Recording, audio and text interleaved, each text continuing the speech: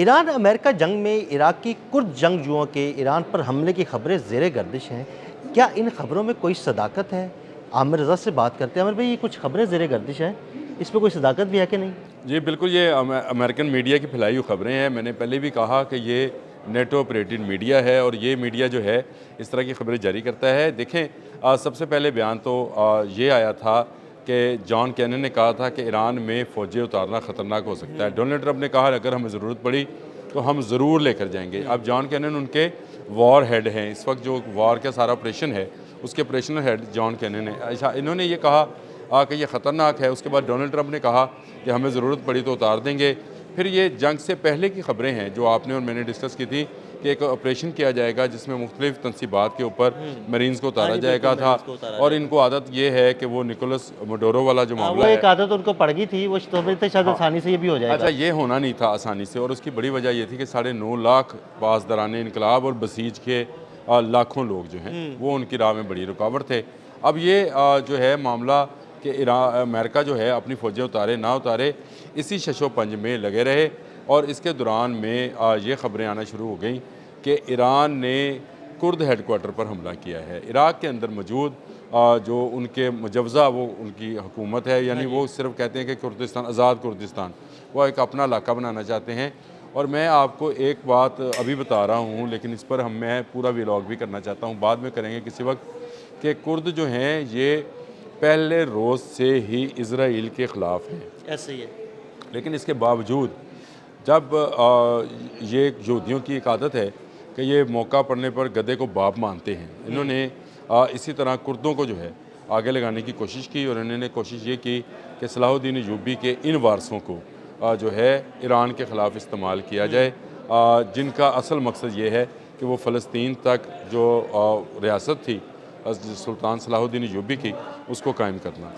इस हवाले से जब डोनाल्ड ट्रंप ने पूरे हालात का जायज़ा लिया और उन्हें जो ब्रीफिंग दी गई उसमें ये भी बात डिस्कस हुई कि अमेरिका आज तक जहाँ जहाँ अपने फ़ौजी उतार चुका है वहाँ वहाँ पर कब्ज़ा बरकरार नहीं रख सके। वियतनाम और अफ़गानिस्तान इसकी बड़ी मिसालें हैं।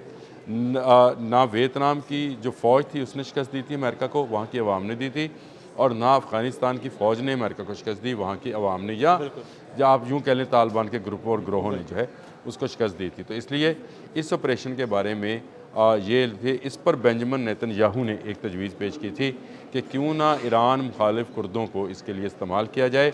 और ये वो मौका था जब डोनाल्ड ट्रंप ने इस बात की तस्दीक की कि CIA के ज़रिए कुर्दों को ऐसा असला फराहम किया जाए कि वो पासदारान इनकलाब का मुकाबला कर सके। और ये जदीद असला होगा जिसमें नाइट विजन्स जो है वो गोगल्स होंगे, फिर उसके बाद लेज़र गन्स होंगी, फिर उनके पास छोटे मिसाइल सिस्टम जो कि कंधे पर रखकर चलाए जाते हैं वो होंगे, ताकि पासदारान इनकलाब को इस तरफ मफलूज किया जा सके।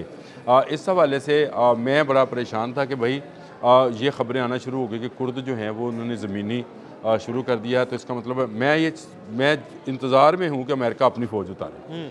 जिस दिन अमेरिका अपनी फ़ौज उतारेगा ना, उसके लिए कब्रिस्तान बन जाएगा। एक फ़ौजी वापस नहीं जाएगा। मैं आपको बताऊँ, ईरान तो वहाँ से अफ़गानिस्तान से पाकिस्तान ने इनके फ़ौजियों को इनखला दिलवा दिया था और अपनी हिफाजत में इनको बंदरगाहों तक पहुँचाया और वहाँ से ये वापस गए। यहाँ से इनके वापसी का कोई रास्ता नहीं है, ये डूबे ही डूबे। और मैं इस इंतज़ार में था कि ये फ़ैसला हो, लेकिन ये फ़ैसला हो नहीं पा रहा था और कुर्दों के बाद जो है ख़बर जो है वो सामने आ गई। अब ये एक इजरायली साफ़ी हैं जिन्होंने एक्सोक्स एक उनका मीडिया हाउस है, उसमें ये ख़बर जारी की। उन्होंने कहा कि डोनाल्ड ट्रंप ने कुर्दों की मिन्नत समझत की कि आप ईरानियों के ख़िलाफ़ हथियार उठाएँ, हम आपको हथियार देने को तैयार हैं। ट्रंप सब कुर्दों के पाँव पड़ गए। जी, उनके पाँव पड़ गए और इसके लिए उन्होंने 2 वहाँ पे रहनुमाओं से रब्ता किया। स्टोरी के अंदर सारी चीज़ें शामिल हैं, आप चाहें तो स्टोरी का स्क्रीनशॉट भी लगा दें। एक हैं मसूद बारज़ानी, ये हैं जी कुर्दिस्तान डेमोक्रेटिक पार्टी के, इनको फ़ोन किया है डोनाल्ड ट्रंप ने। और दूसरा किया है जलाल तालिबानी के बेटे बोफील तालिबानी को, और इनसे कहा है कि वो CIA जो है वो ना सिर्फ आपको असला फराहम करेगी बल्कि इंटेलिजेंस भी फराहम करेगी, आप ईरान पर चढ़ दौड़े। अभी तक ये फ़ैसला नहीं कर सके हैं कुर्दिस्तान वाले कि क्या वो इस जंग में कूदें जिसमें ईरान इस वक्त मौजूद है, और ये फ़ैसला भी नहीं हो सका। उनका फैसला यही होगा कि वो इस जंग में ना कूदें, क्योंकि उन्हें बहुत मार पड़ेगी ईरान से। नहीं नहीं, मार तो उनको पड़ेगी पड़ेगी, वो तो रहने दे, अगर कोई भी आएगा उसको पड़ेगी। मैं ये नहीं कहता हूँ कि वो कुर्द आएंगे तो उनको पड़ेगी, मैं तो आपसे कह रहा हूँ कि अमेरिका जैसी जदीद फौज भी उतरेगी तो उसको भी मार बिल्कुल पड़ेगी। ऐसे ये हो नहीं सकता कि वहाँ पे ईरान में बच्चा बच्चा जो है वो मुजाहिद है इस वक्त, ऐसे ही और बच्चा बच्चा शहादत की तमन्ना लिए हुए है। इस सूरत हाल में कुर्द खुदकुशी करेंगे अगर वो ईरान में दाखिल होने की कोशिश करेंगे। और जो कुर्दों के हेडक्वार्टर पर हमला हुआ है, जिसको कहा जा रहा है ये ईरानी हमला है, ये बैन वैसे ही है जैसा राम को सऊदी अरब में हमला हुआ, ईरान ने कहा ये हमने नहीं बिल्कुल किया। बिल्कुल ये अब भी ईरान की तरफ से ये कहा गया है कि कुर्दों का ना तो कोई काफिला अंदर दाखिल हुआ है और ना ही हमने कुर्दों उस के पर कोई किसी हमला हेडक्वार्टर किया। पे हमला किया है। देखें, ईरान ऐसे मौके पर ऐसी जंग को नहीं छेड़ना चाहता है जिसमें अमेरिका इन्वॉल्व ना हो। जहाँ जहाँ अमेरिका के अड्डे हैं वहाँ वहाँ वो ज़रूर हमला करता है, और ये उसके लिए मैं ये समझता हूँ कि वो हक बजाना भी है। लेकिन ये कहना कि कुर्द जो हैं वो इस जंग में शामिल हो रहे हैं, ये अभी तक जो है इसकी ना तस्दीक हुई है।